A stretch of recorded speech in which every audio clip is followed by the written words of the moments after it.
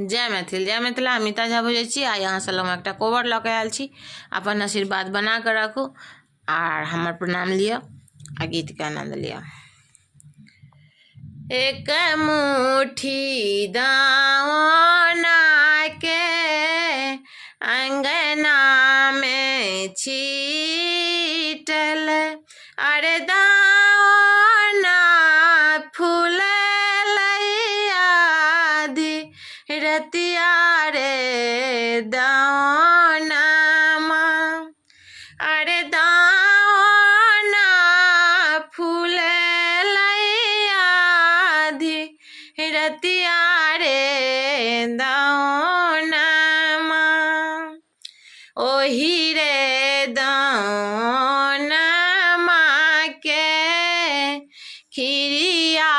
जेरा पुरिया पकाएब, अरे नात पठाएब नान दसिया रे दाना माँ, अरे नात पठाएब नान दसिया रे दाना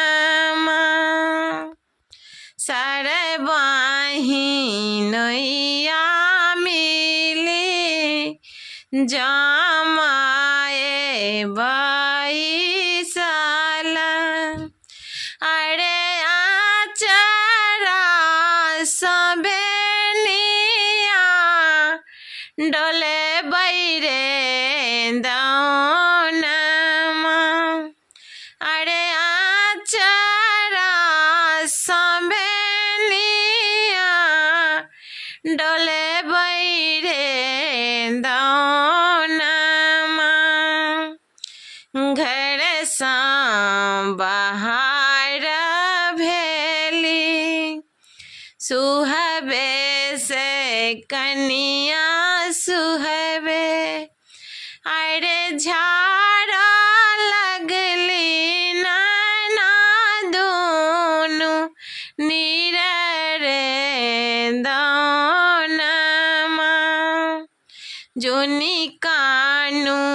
जोनी खीजू सुहबे से कनिया सुहबे, आगे तोरा छोरी मोरा नहीं है तई नान दोसिया, आगे तोरा छोरी मोरा नहीं है तई नान दोसिया। नमस्कार।